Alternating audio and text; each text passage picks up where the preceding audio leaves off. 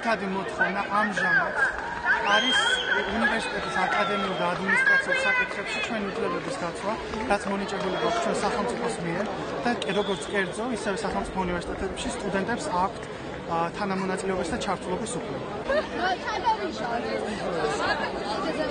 ჩვენ შევუტანეთ ქალბატონ მანასანძეს 14 ძირითადი მოთხოვნა.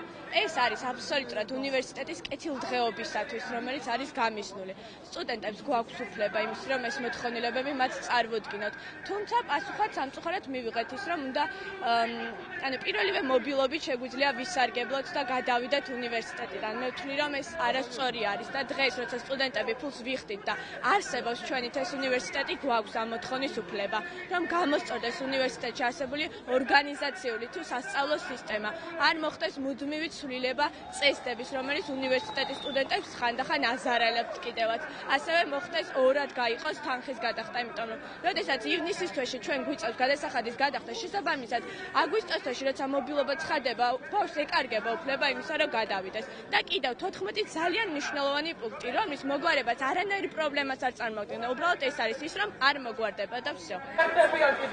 ვისაც სურვილი ექნება, კიდევ უფრო მეტად გაიზრდება რიცხვი სტუდენტების და რომ თავარი პრობლემა მდგომარეობს იმაში, რომ სტუდენტებს არ აქვს არჩევანის უფლება. ილაშქრება მათი კონსტიტუციური უფლება. მე ზოგადად დავასწრაფე ეს არის 35 კონსტიტუციის კერძო პირველი და მეორე მე ახალად ქართულ ამერიკულ უნივერსიტეტში.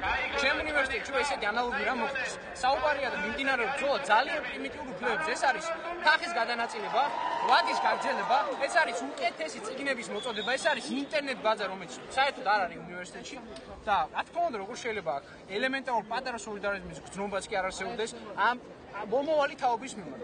იმიტომ რომ როდესაც გვეუბნებია, რომ 80 მილიონიან გერმანია საუბრობენ, რომ აკრედიტაციის საკითხი ძალიან ცუდიაო და ჩავთვალოთ, რომ არ ჭირდებათ საერთაშორისო აკრედიტაცია. უნივერსიტეტს არ აქვს საერთაშორისო აკრედიტაციის ხარისხი. ანუ ეს ნიშნავს იმას, რომ ქვეყნის ფარგლებს გარეთ ჩვენი დიპლომი ვერ გაწვდება.